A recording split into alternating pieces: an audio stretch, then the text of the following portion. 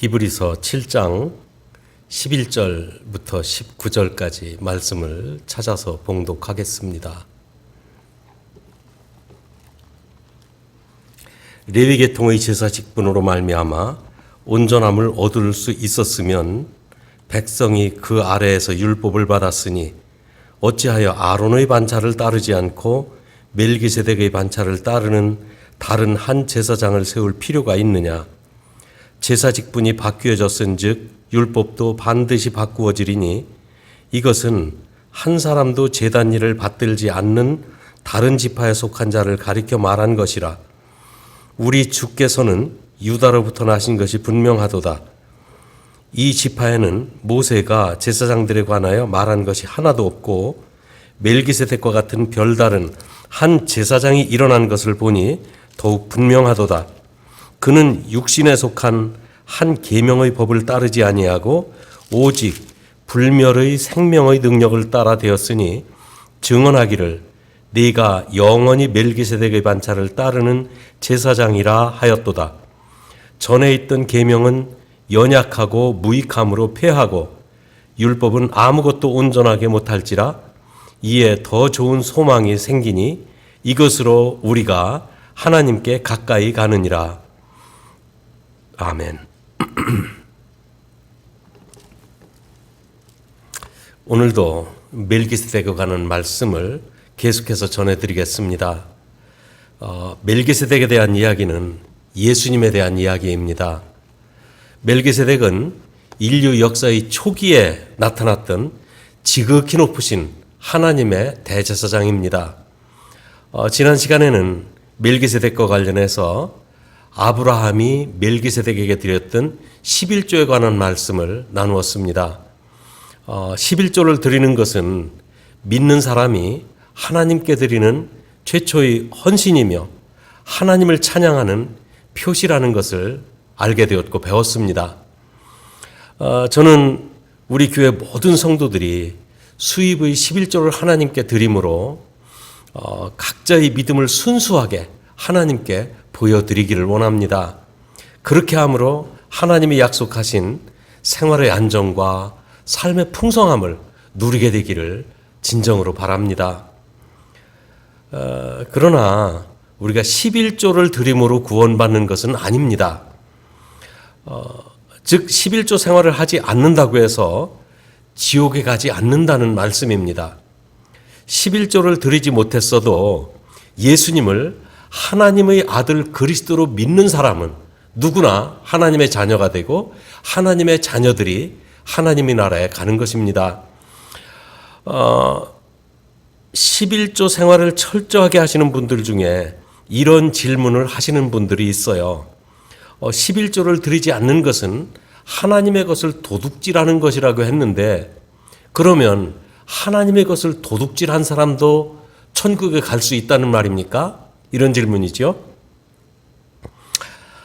이런 질문에 직접 대답하기보다는 믿음과 11조의 관계에 대해 이런 한 가지 예를 좀 들어보도록 하겠습니다.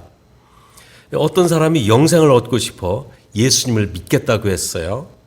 그러나 그 사람은 처음부터 교회 출석이나 부담스러운 일, 특히 11조 같은 걸 드릴 마음은 처음부터 없었습니다. 애써 벌은 돈을 교회 또 하나님께 바친다는 것을 원치 않았어요. 이 사람은 천국에 갈 수 있다고 하니까 다만 공짜로 주시는 영생이나 얻고 보자는 그런 마음으로 공짜로 주시는 구원을 받기 위해 예수님을 믿겠다고 한 것입니다.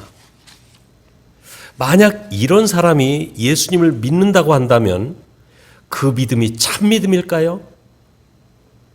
그것은 영생이나 얻어 천국에 가고 싶은 욕심이지 예수님을 믿으려는, 즉 예수님을 의지하려는 믿음은 아닙니다. 그래서 그런 사람은 11조 생활을 하지 않았기 때문에 천국에 못 들어가는 것이 아니라 믿지 않았기 때문에 천국에 들어가지 못하는 것입니다. 즉 하나님을 말로 속이려고 하는 것은 믿음이 아닙니다. 참 믿음이란 하나님과 사랑의 관계를 이루는 것이 믿음이에요. 즉 하나님이 나의 창조주이시며 예수님이 내 생명의 주인이라고 진심으로 믿고 의탁하는 것, 이것이 믿음입니다. 그 믿음에는 하나님에 대한 주권의식이 포함됩니다. 나의 모든 것의 주인은 하나님이세요. 그러나 우리가 처음 믿을 때 그런 사실을 알고 그 믿음이라면 나도 믿겠다고 진심으로, 그러니까 진심에서 우러나오는 마음에서 예수님을 영접하고 믿었는데 인간적인 연약함과 또 환경이 주는 부담 때문에 11조 생활을 제대로 하지 못하는 사람들 의외로 많습니다. 11조 생활을 하지 못해도 지옥에 가지 않는다고 말씀드린 경우는 이런 경우에 해당되는 겁니다. 마음속에 이런 생각은 늘 있어요. 나도 꼭 11조를 드려야지. 그런 마음은 늘 있어요. 그런데 행동으로 옮기는 일에는 매번 실패를 합니다. 그것 때문에 지옥 가지 않을까? 그런 두려움에 염려하지 말라는 말씀 드리는 거예요. 오히려 하나님을 더욱 신뢰하고 주님을 더욱 가까이 하시기 바랍니다. 주님께서는 여러분의 믿음이 그런 것까지도 감당할 수 있는 믿음으로 크게 하실 것입니다. 히브리서 7장 4절부터 10절 말씀은 아브라함이 11조를 멜기세덱에게 드린 말씀을 통해서 멜기세덱이 그 레위 지파 대제사장들보다 높은 사람이라는 것을 우리들에게 말씀하고 있습니다. 아브라함은 레위 지파 제사장들의 조상입니다. 아브라함이 멜기세덱에게 11조를 드릴 때 아브라함의 후손들은 아브라함의 몸속에 있었다고 그랬어요. 이 말은 아브라함이 멜기세덱에게 11조를 드릴 때 아브라함 속에 있었던 레위 지파 제사장들도 멜기세덱에게 11조를 드린 것과 같다. 이렇게 성경은 말씀하고 있습니다. 오늘 본문에는 그 레위 지파의 제사장 직분으로 온전함을 이룰 수 없다는 말씀으로 시작합니다. 이스라엘 민족에게 제사 제도는 하나님과의 관계에서 대단히 중요한 제도였어요. 그들은 안식일 또는 절기에 정기적으로 번제, 화제, 화목제, 속죄제, 속건제 등 이 5가지 제사와 특별히 속죄일에는 열흘 동안 금식해가면서 하나님 앞에 제사를 드렸습니다. 또 특별한 경우에는 이와 같은 일반적인 제사 이외에 전체 민족이 드린 큰 제사들도 있었어요. 그들이 전쟁을 시작하기 전에 그리고 전쟁을 끝난 후에 하나님 앞에 제사로 감사를 드렸습니다. 또 솔로몬이 왕이 된 후에는 1,000마리 번제를 드렸던 적도 있고요. 또 솔로몬이 성전을 완공하고 언약궤를 지성소에 들여놓을 때 제물로 드린 양과 소는 수를 기록할 수 없을 만큼 많았다고 성경은 말씀하고 있습니다. 그만큼 제사 제도는 이스라엘에게 매우 중요한 제도였어요. 제사 제도가 중요한 만큼 제사를 집례하는 제사장들의 역할도 대단히 중요했습니다. 그들은 제사 제도 그 자체를 신성시했고 제사장의 권한은 절대적인 권한을 지니고 있었어요. 아이가 출생할 때에도 제사장에게 제물을 가지고 가야 했습니다. 나병이 발생했을 때에도 또 나병 환자가 나은 후에도 제사장에게 가야 했고 제사장의 증명서가 있어야 나환자촌 수용소에서 벗어날 수가 있었어요. 이런 것은 왕의 권한으로도 할 수 없는 일이었습니다. 이와 같은 많은 역할 때문에 대제사장은 존경의 대상이었습니다. 그래서 레위 지파 제사장들의 권위가 높았고 대제사장의 신분은 절대적인 권한을 가진 그런 권한이었어요. 그런데 오늘 말씀에는 율법에 근거한 레위 지파 제사장과 제사 제도를 아주 뒤흔들어 놓는 아주 혁명적인 말씀이 오늘 선포되고 있습니다. 11절 말씀에 보면은 레위 계통의 제사 직분으로는 온전함을 얻을 수 없다고 그랬어요. 그렇기 때문에 아론의 반차가 아닌 멜기세덱의 반차를 따른 별다른 제사장을 세울 필요가 있다고 말씀하고 있습니다. 12절 말씀에는 제사 제도가 바뀌었다고 그랬어요. 그러므로 율법도 반드시 바뀌어지리라고 했습니다. 정말 제사 제도가 바뀌어야 되고 율법도 바뀌어야 한다는 말씀은 유대인들에게는 도저히 받아들여질 수 없는 아주 충격적인 말씀입니다. 14절 말씀을 보면 레위 지파가 아닌 유다 지파 출신의 새로운 제사장에 대해서 말씀하고 있어요. 유대인들에게는 이해가 되지 않는 말씀이었어요. 이것은 율법을 완전히 파괴하는 그런 말씀입니다. 15절 말씀에는 멜기세덱과 같은 별다른 제사장이 일어날 것이 당연하다고 말씀하고 있습니다. 그 제사장이 곧 예수 그리스도이십니다. 예수님은 레위 지파의 계통을 따른 제사장이 아닙니다. 예수님은 레위 지파와 상관없이 멜기세덱의 계열을 따라 세워진 대제사장이십니다. 이와 같은 제사장이 일어나야 하는 이유는 율법에 따른 레위 지파 제사장들로는 아무것도 온전하게 할 수 없기 때문이라고 말씀하고 있어요. 그러므로 레위 지파 제사장들보다 뛰어난 별도의 제사장을 세우실 필요가 있다는 것입니다. 왜 예수 그리스도가 뛰어난 대제사장이라고 말씀하시는 것일까요? 첫째는 이 제사장 직분의 기원이 다릅니다. 제사장 직분의 기원부터 뛰어난 분입니다. 11절에 보면 레위 계통의 제사장들이 드리는 제사로는 온전함을 얻을 수 없다고 말씀했어요. 레위 지파 제사장들은 사람의 혈통을 따라 임명된 제사장들입니다. 그들은 사람의 혈통에서 임명받은 제사장들이기 때문에 인간적인 그 혈통의 한계를 뛰어넘을 수가 없어요. 그러나 예수님은 멜기세덱의 계통을 따른 제사장이라고 말씀하고 있습니다. 멜기세덱은 인간의 혈통에서 임명된 제사장이 아닙니다. 멜기세덱은 아버지도 없고 어머니도 없고 족보도 없고 시작한 날도 없고 생명의 끝도 없는 분이라고 그랬어요. 마치 하나님의 아들을 닮아서 항상 제사장으로 있는 분이라고 말씀하고 있습니다. 예수님은 레위 지파 혈통에서 임명된 제사장이 아니라 멜기세덱의 반차를 따른 제사장입니다.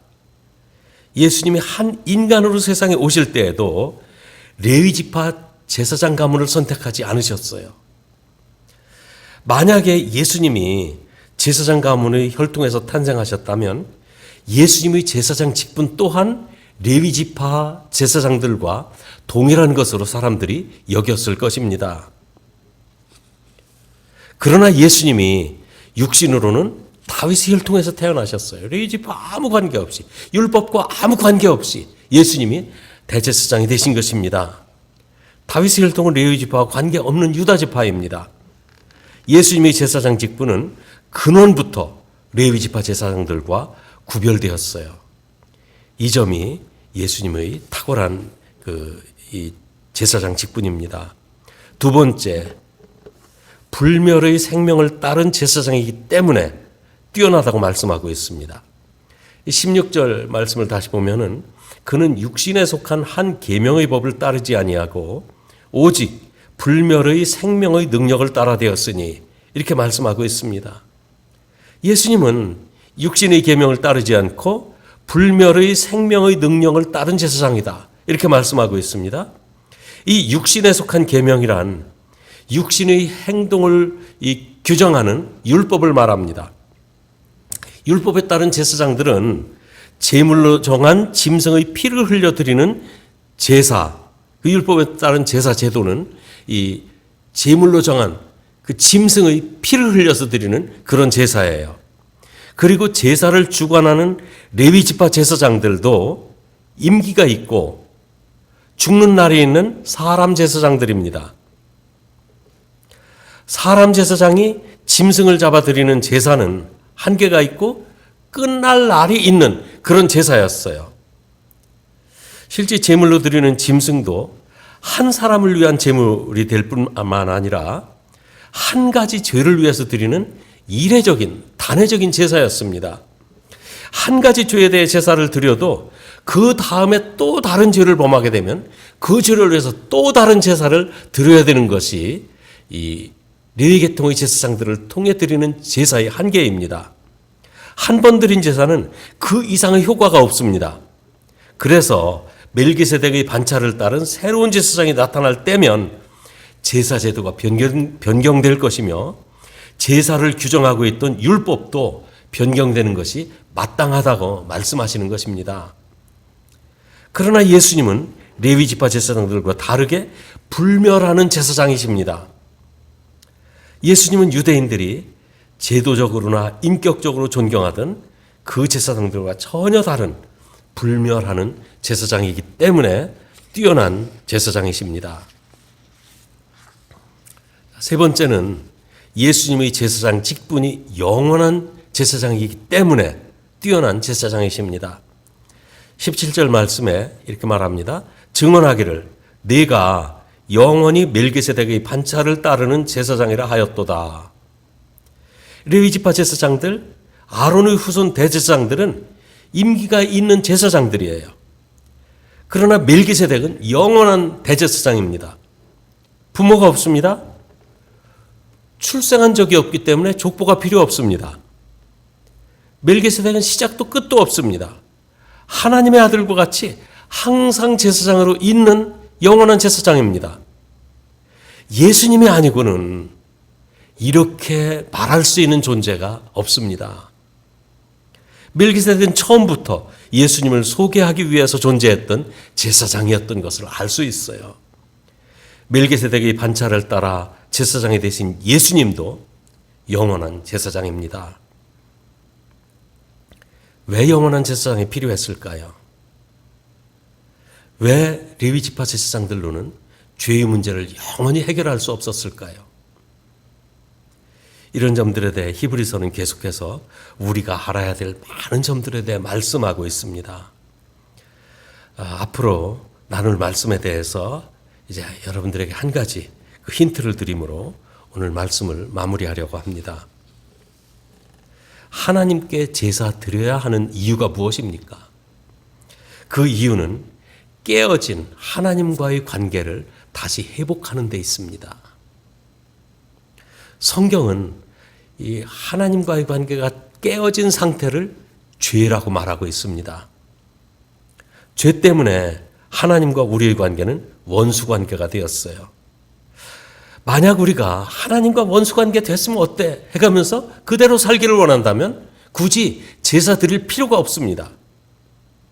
그런데 하나님과 원수 관계로 사는 것은 이것이 사는 것이 아니기 때문에 또 그렇게 살 수가 없기 때문에 제사는 반드시 필요하고 피할 수가 없는 제도라는 말입니다.